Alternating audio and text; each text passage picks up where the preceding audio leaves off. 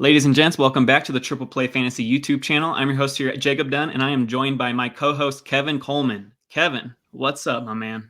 Hey, what's up, man? Good to see you. I'm excited. It's we're recording this on draft night for the NFL, but we're here talking about NBA. That's what we're trying to do because hey, that's coming soon too. And I love both sports, but I'm excited about this NBA draft. Good young group of guys.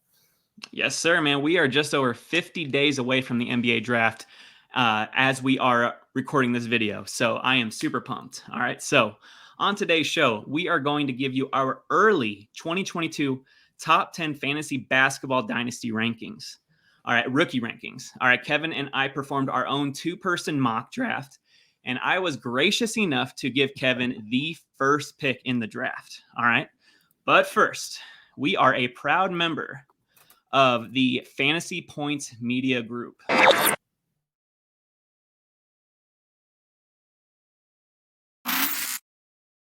All right. And without further ado, let's get started. All right, Kevin, who did you select with the 101 pick? Yeah, I went with my boy Chet Holmgren, right? Like, I think from just a fantasy perspective, like obviously me and James, we did a mock draft recently, and he's not my 101 in terms of like obviously NBA level, but man, Chet, you look at the board in every angle, every category. 3-point percentage, 40%, blocks 3. He averaged 3 blocks, almost 4 blocks in college. Now, obviously NBA, I don't know how well that's going to translate, but it's going to translate okay. It's not going to be terrible. Mm-hmm. His free throw percentage is at 75%. You love his field goal percentage. You love his rebounding. I think from a fantasy perspective, I think Chet's the 101. I think it's a pretty big tier after him. Do you? Oh, I absolutely agree. I mean, those blocks are insane. All right. 3.6 blocks in his, during the season. I mean, and with those threes, he does give me those Kristaps Porzingis vibes. Yeah. Now, I know he's not a very hot name in the fantasy community right now, Kristaps, because of all of his injuries. But if Chet can stay healthy, he definitely has those Porzingis qualities that you want in your 101. I do think that Chet is the clear 101. And for me, at 102, I went with Jabari Smith. All right. The Auburn product is a 6'10 stretch 4 with super long arms, so he can easily shoot over any defender. And during his lone season at Auburn, the 19-year-old averaged 17.1 points, 7 boards, almost 2 assists, 81.6% from the free throw line, along with over 40% from beyond the arc, as well as 1.2 steals and 1 block. All right, so he definitely gives me Chris Bosh vibes. All right, just a do-it-all stretch 4 who has the potential to sneak into the top 50 from the get-go in the right landing spot, the way he contributes across the board in all categories. All right, you hope that he cleans up his field goal percentage. But if he's giving you elite free throw percentage, along with points, rebounds, steals, and blocks, I'll definitely take the slight hit in field goal percentage. Hey, can I give you my comp for him real quick? You'll like this one. Rashard Lewis. Remember Rashard Lewis? Rashard Lewis, of course, man. He just fits that mold, right? Like, and yeah. I used to love Rashad, but when you're looking at like what Jabari, I think Jabari's in there because of his 3-point ability, right? Like, I think that shooting ability, he's got to be in that top 2. But Rashad, every time I just think of him every time I watch him play. Just a do-it-all power forward who really helped Dwight Howard during those Orlando years, that's for sure. Yes, he did. Yeah, man. LeBron. All right. I like that comp. 103, right? Is that where we're at? Yes, sir. All right. So this is where I think it gets tough for me, because when I was trying to figure out where I wanted to go with this, it was really between him and Ivy. But I went Paolo Banchero. And, obviously as a Duke guy, I'm a big fan of his. I think from a fantasy perspective, I think he can be a double-double guy. Like, I do think that he can rebound well. I think he's got good size. So if he gets those rebounds up a little bit, I will say defensively he's a liability, but not for the fact of fantasy-wise. I do think that he'll be fine there. If he can get his 3-point percentage up, that's going to be the key. So he's shooting at 30% in college, but if he can get that up, and I think he has a good shot. He didn't necessarily get developed last year. So if we could see that, I like that. Like, his comps are all over the place. I've seen like David West to Chris Webber to Blake Griffin. And I think he's kind of a mixture of all that. But from a fantasy perspective, I still think you got to draft him to the top 4. And I do think he'll translate well offensively to the game. Now, defensively, I think is where the liability is going to be. But I still think he'll score fantasy points. I like that you snuck in that Chris Webber comp there, you Sacramento Kings I fan. did. You. I had to. I gotta, every once in a while, I gotta slip in some Kings propaganda. Absolutely. And if he's even just like a poor man's Chris Webber, he absolutely deserves this 103 spot, especially in fantasy, because he produces across the board. He can pass well. Like he's not right. a bad passer. Like he's got some touch and he has that. So when you're looking at from that, the assist category is there, and him being that 3, 4, 5, depending on how your league is, it's different every league. If you can sneak him in some lineups and some roster constructions, I think he could be good. I love that. All right. And at 104, I went with someone you just said. I went with Jaden Ivey. All right. It was a tough choice between him and who I selected at the 106. But with Ivey projected to go in the top 5, I went with the explosive point guard out of Purdue. All right. Ivey is a combo guard with a super strong frame that is built for the NBA. All right. He's also very quick and has excellent burst speed. All right. In his sophomore year, the 20-year-old averaged over 17 points, almost 5 boards, 3 assists. You hope that assist number goes up. But, like the field goal percentage is decent at 46. Like from the charity stripe, that needs to go up as well if he is going to be that slasher type guy like Anthony Edwards. But, his threes are good. He produces in steals. So, I like that. And I know that whichever team he goes to, he's going to get a lot of burn, which helps in Dynasty. And I think he does have that ceiling to be worth an early selection in your Dynasty drafts. All right. But the thing I love most about him is his high energy and his elite athleticism. All right. He reminds me most of a Donovan Mitchell. And I think he can evolve into that type of player. I like that. You took a shot at me though, because you said you were deciding between 2 guys, and I didn't pick the guy, so you got him at 106. So, and you must not like my next pick. Is that the case? I liked it after my 106, but I really like this pick, Kevin. I like who you went with. So, who did you go with at the 105?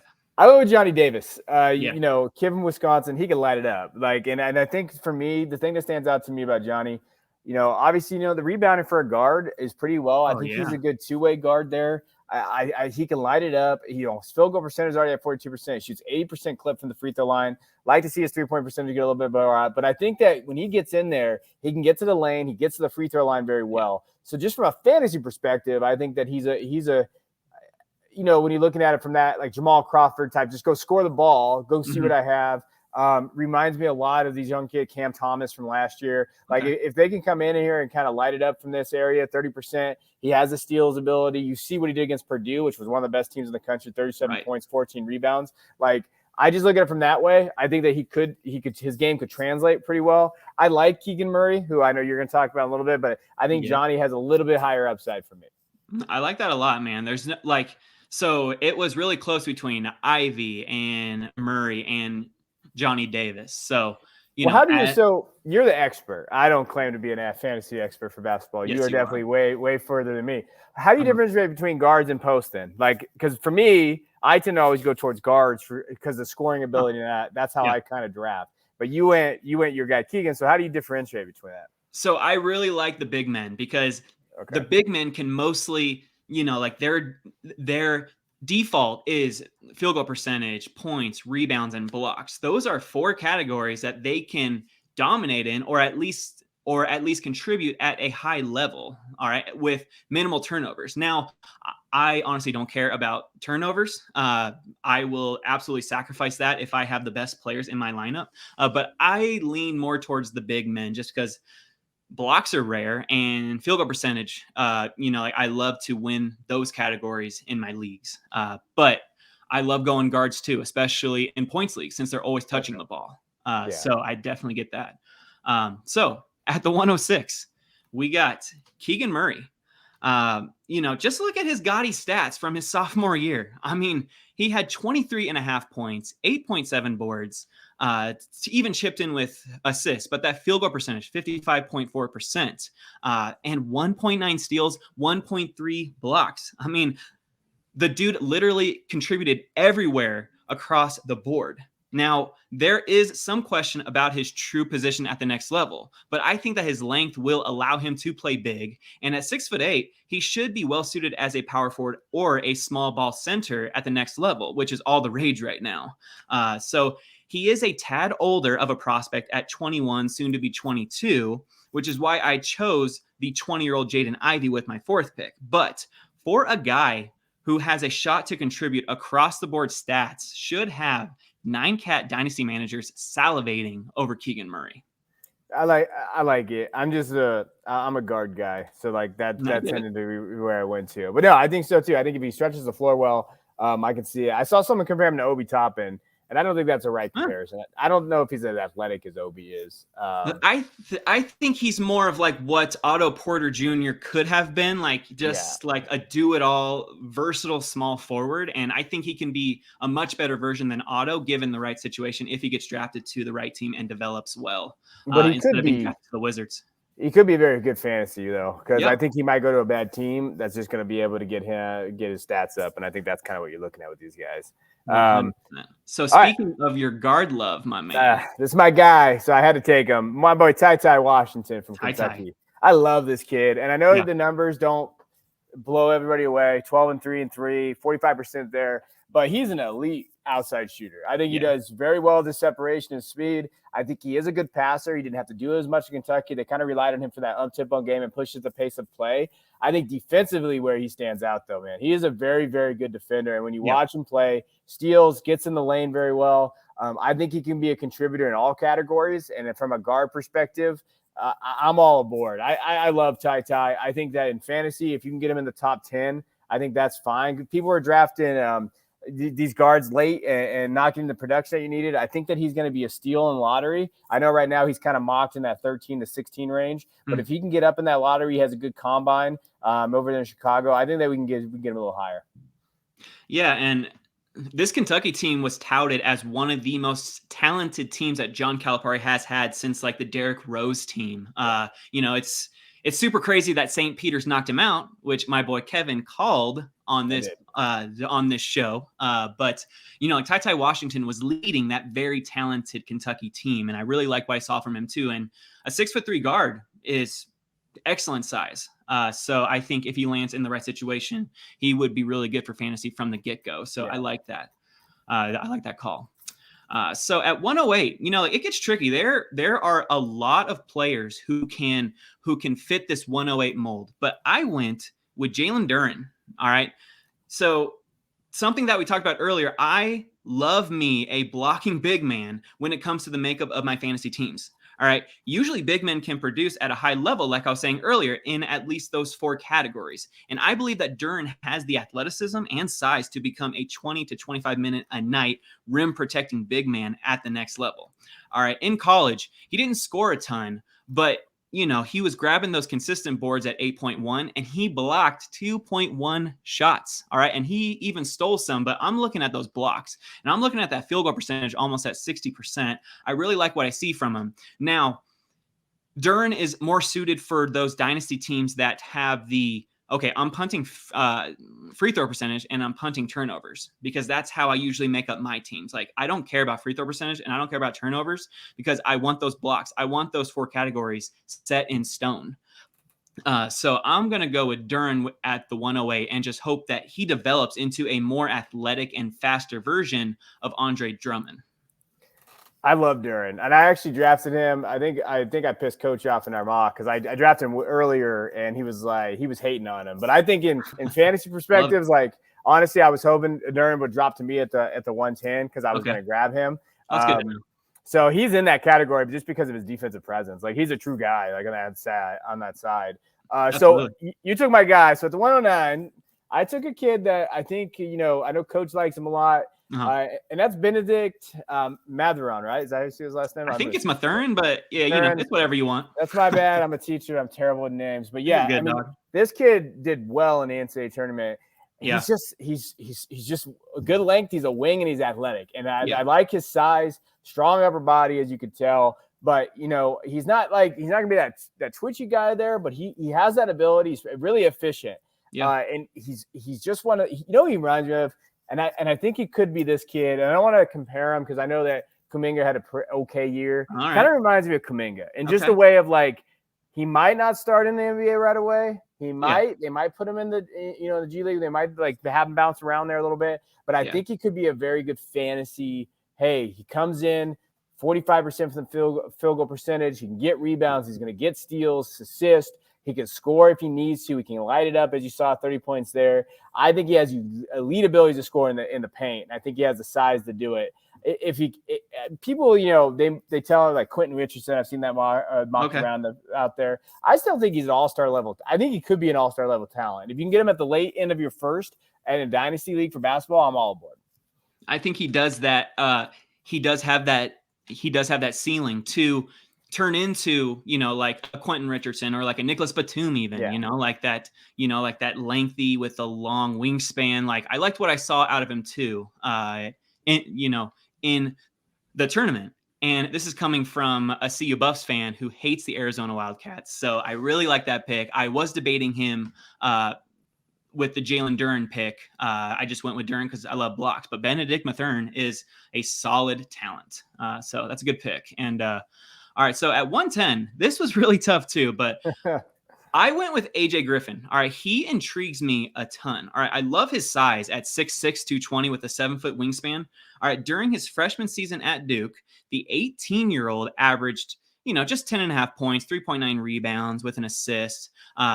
He shot over 50% from the field, shot over 45% from three. I mean, that's incredible. And also average a stock per game in just 24 minutes per game. All right. So like he didn't have a huge role because Duke just had a ton of talent, but AJ Griffin was one of the most talented athletes on that Duke team. So I just think he is going to contribute steady numbers across the board right away. Like if he gets drafted into the top 10 where he can start right away or log heavy minutes from the get-go, I think he has the versatility to step in and play right away on an NBA team. All right. He does have some stuff to work on. All right. He is by no means a finished product. All right. He's only 18 years old. But as far as his shooting mechanics, he can use some improvement. But I think he can develop that in the right situation. All right. I think he can be a solid above average 3-and-D guy in this league, which gives him a top 75 9-cat ceiling in fantasy. So I think he's definitely worth the risk at pick 110. I think so too. I mean, I'm a Duke guy, so I know I watch him play. He's a straight line player though. So the thing I talk about, like I love the Jimmy Butler comp that I've been seeing thrown around because I think he's I think he can be an elite 3-point shooter. Like he has that ability. When he gets to the corner, he's going to be open. Yeah. He does that well. He does have no moves, and he's just get it, go. And you saw him really struggle with separation. So if he can turn himself into like a Jimmy Butler light type player, physical, dominant, get to the paint, do those type of things, hit an open three, he has a high ceiling, like a high ceiling there. So I'm all aboard there. I will definitely take a poor man's Jimmy Butler, or like, even if he's a better version of like a Robert Covington. I know that's like completely wide spectrums, but like, I think he has that like Jimmy Butler or Robert Covington, but both are good for fantasy. And that's what we're looking at, the fantasy production. So, I think I speak for Kevin when I say there were some gems left off this list. All right. So we wanted to give you our favorite rookie sleeper. So Kevin, who is your sleeper for this fantasy dynasty rookie draft? Yeah. Well, first I want to preface it by saying I was telling everybody last year to draft Josh Giddey before it was cool. And I was right. I got shit on Reddit, and I like everybody know on Reddit I was right. But let's go. My sleeper this time, and I'm telling you right now, don't leave your drafts without him. Nikola Jovic he's from Serbia. This kid, 6'10", 209. He does all the things that you like to see from a guy his size and in Europe. He's not an explosive vertical athlete, but this kid's quick. He shoots the ball well. You see his percentage already, 32% for being a 6'10" guy. Yeah. He has that 77% free throw percentage. He did shoot 55%. This last year he didn't shoot as well. He's got that point forward skills that you like to see, and he has fast break. And we've talked about there's a pretty good Serbian in the league right now. And when you look at what he can do and what he's there, I'm not going to compare him, but he's versatile, man. He's like, I feel like he's better than Dario Saric was. Yes. And he's more athletic. And so I think he's just a sleeper, man. I think in fantasy and leagues like this, the NBA is going towards guys like this. And there's a lot of people that have him actually as their third-ranked power forward in the class right now. And right now I know I believe the last mock I saw, late 20s. Obviously, I think it might go up there in that 15 range. I can see him around there, kind of where Giddy went last year, maybe in the 10 to 20. But this kid's going to be a sleeper in your league. Dario Saric is a good comp, but he can be a better version of Dario Saric. He can be somewhere between a Dario Saric and a Nikola Jovic, which is what I'm sure everyone thought when they saw that name, Nikola Jovic. They're like, oh, Jovic? No. But, if he is that point forward at 6'10", he definitely gives us those vibes. So it's definitely worth taking a shot on. Like you said, don't leave your drafts without him. So if you go second, 2 rounds or 3 rounds, take a shot on him, because maybe he does have that upside of like a poor man's Jokic. Mark my words, he will be a first-round rookie pick, right. like at the end of the first round for sure, for a lot of those guys out there that know what they're doing. But if you can get him in the second round, I'm all aboard. I'm all in it. Let's go. All right, and so for my sleeper, all right, I am going with Mark Williams, and I actually considered taking Mark Williams over AJ Griffin at pick 110, but I went with the younger, more versatile asset in Griffin. But I love Mark Williams. All right, at 7 foot, 240, the 20-year-old can be a rim protector from day one. All right, in his sophomore year at Duke, he averaged 11 points and 7.4 rebounds. All right, the 11 points isn't fantastic, but he didn't have any plays called for him. All right. So like these were just like second chance points, so, he did really well with what he got at Duke with all that talent surrounding him. All right. And he had 2.8 blocks per game, almost three swats a game. All right. I think he has the potential to be a slightly better version of Clint Capella. All right. A big man who can contribute points, rebounds, field goal percentage, and blocks. But Williams proved he can be a decent free throw shooter in his sophomore year, averaging 72.7% from the line, which isn't great, but it's certainly better than Capella's career average of 52.7% from the charity stripe. All right, so I do think that scoring will be sporadic, much like Capella, but Williams has the potential to average 2+ blocks a game in the NBA while contributing points, rebounds, and field goal percentage. I like Williams. I really thought about Williams in this spot too. Okay. The thing that Coach K talked about him is he was soft. I don't see that. I think that he's fine in terms of like his. I think from fantasy perspective, with what you see from him, he's going to be that 10-10 guy. I think he's lengthy. I think he'll fit well. Offensively, like you mentioned, like he does great around the basket. That's really all you need. That's right. So I definitely think he's worth taking a shot in the second round just because blocks are rare and we need those blocks, all right, in fantasy. All right, and those are our early top 10 fantasy basketball dynasty rookie rankings. All right, please subscribe to the Triple Play channel, like the video if you enjoyed today's content, and comment what you think of our list. All right, who did we leave off? And before we sign off, where can they find you on social media, Kevin? Yeah, you can just find me at @DuBois_22 on Twitter, mostly fantasy football, but I throw some basketball takes out there once in a while. Yes, you do, sir. Absolutely. And you can find me on Twitter at Ain't Done Yet, and Dunne is spelled Dunne. I mostly do fantasy basketball, but I do a splash of football. I'm kind of like the opposite of Kevin here. But yes, so thanks again for tuning in, guys, and God bless. Cheers.